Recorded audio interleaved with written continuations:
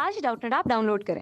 Doubtnut पर अपने सभी गणित, रसायन विज्ञान, भौतिक विज्ञान और जीव विज्ञान के डाउट्स का करो सफाया। बस प्रश्न की फोटो खींचो, एक ही प्रश्न को क्रॉप करो और तुरंत वीडियो सोल्यूशन पाओ। अभी डाउनलोड करें। हेलो फ्रेंड, इस प्रश्न में दिया गया है कि किसी विभवामापी के तार की लंबाई जो है 100 सेंटीमीटर है तथा इसके सिरों के बीच कोई नियत विभवांतर बनाए रखा गया है।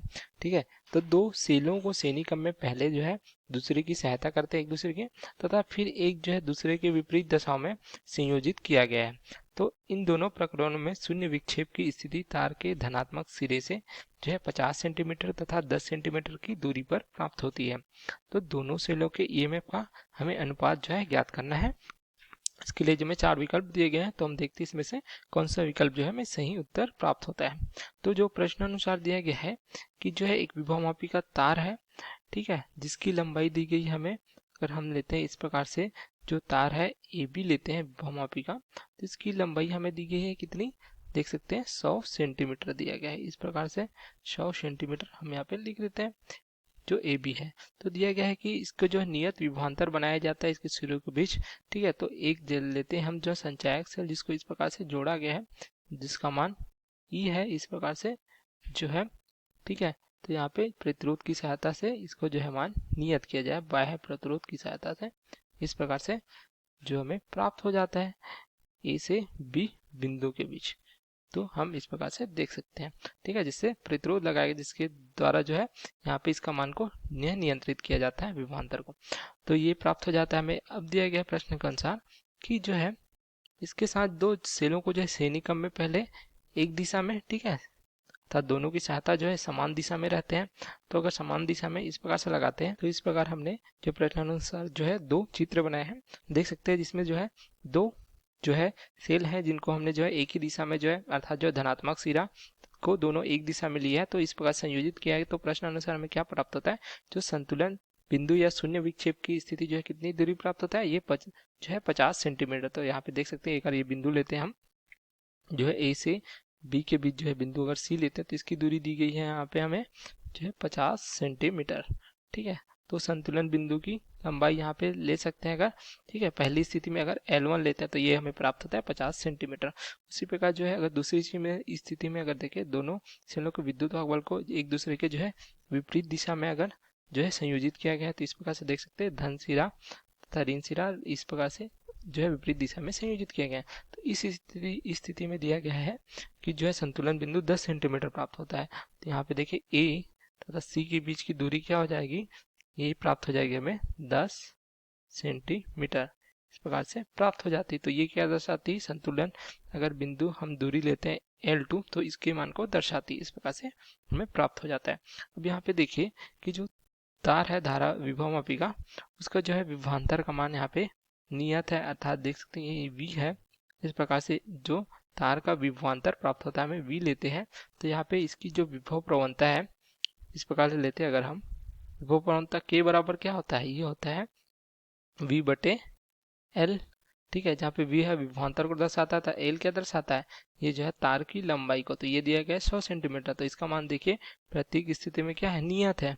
तो यहाँ पे देखिए कि v का मान जो है नियत है, अर्थात विभवांतर जो है नियत है, जैसा दिया गया है नियत विभवांतर, तो ये नियत प्राप्त होता है। तो L का मान भी नियत है, तार की लंबाई जो है नियत है। तो यहाँ से क्या पता चलता है भाई कि जो है विभव प्रवणता का मान भी क्या है, ये भी हमें नियत प्राप्त हो जाएगा। तो अगर जो सूत्र देखें कि जो विद्युत वाहक बल होता है E क्या होता है, ये होता है, ये प्राप्त हो जाता है हमें K गुणित L, जहाँ पे K विभव प्रवणता तथा L दर्शाता है संतुलन बिंदु की लंबाई। ठीक है, की लंबाई या दूरी कह सकते हैं हम, इस प्रकार से लिख सकते हैं। तो यहाँ से K अगर नियत है तो क्या प्राप्त हो जाएगा हमें, ये प्राप्त हो जाएगा E जो है अनुक्रमानुपाती हो जाएगा L के। तो इस प्रकार से अब दोनों अगर देखें इस स्थिति में, तो यहाँ पे E1 और E2 जो है एक दिशा में है, तो ये प्राप्त हो जाएगा हमें, अगर देखें अनुपात तो हो जाएगा E1 धन E2 अनुक्रमानुपाती हो जाएगा L1 के। उसी प्रकार जो है अगर इस चित्र के लिए देखें तो हो जाएगा E1 ऋण E2, ये अनुक्रमानुपाती हो जाएगा L2 के। इस प्रकार से प्राप्त हो जाएगा। अब यहाँ पे देखें दोनों का भाग देंगे तो क्या हो जाएगा, E1 धन E2 बटे E1 ऋण E2 बराबर हो जाएगा L1 बटे L2। तो L1 और L2 का मान रख देंगे। L1 का मान क्या दिया गया है 50 सेंटीमीटर, ऐसे देख सकते हैं, तथा L2 का मान दिया गया 10 सेंटीमीटर। तो यहाँ पे रख देंगे हम E1 धन E2 बटे E1 ऋण E2 बराबर प्राप्त हो जाएगा 50 बटे 10, या हम कह सकते हैं 5 बटे 10, 5 बटे 1 हो जाएगा, सॉरी यहाँ पे 5 बटे 1 इस प्रकार से प्राप्त हो जाता है, इस प्रकार से प्राप्त होता है। तो यहाँ से हम देख सकते हैं E1 बटे E2, E1 धन E2 बटे जो है E1 ऋण E2 बराबर क्या प्राप्त हुआ हमें 5 बटे 1। तो यहाँ पे हम तिर्यक गुना कर देंगे, ठीक है। तो क्या प्राप्त हो जाएगा E1 धन E2 बराबर क्या प्राप्त हो जाएगा 5 E1 ऋण 5 E2, इस प्रकार से प्राप्त हो जाएगा।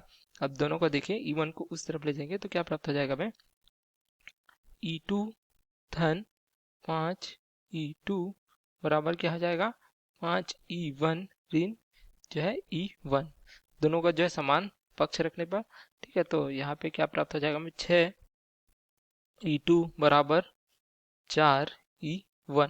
अभी हमें क्या पूछा गया है E1 और E2 का अनुपात, तो E1 बटे E2 प्राप्त हो जाएगा 6 बटे 4। देख सकते हैं E2 को हमने इस प्रकार जो पक्षांतर किया, ठीक है, तो ये प्राप्त हुआ, या इसको लिख सकते हैं हम 3 बटे 2, ये प्राप्त होता है हमें।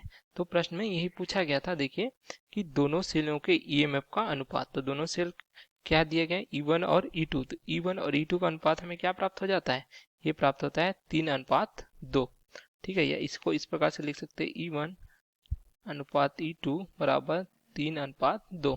तो कौन सा विकल्प देखते हैं यहाँ पे, देखिए जो दिया गया विकल्प है यहाँ पे प्राप्त होता है विकल्प डी, तो ये हमारा सही उत्तर है, बाकी सब हमें गलत प्राप्त होते हैं। तो ये हमारा उत्तर है। Okay, thank you. कक्षा 6ठी से 12वीं से लेकर नीट, IIT, जेईई वो एडवांस के लेवल तक 1 करोड़ से ज्यादा छात्रों का भरोसा। आज ही डाउनलोड करें डाउटनेट ऐप या व्हाट्सएप करें अपने सारे डाउट्स 8400 400 400 पर।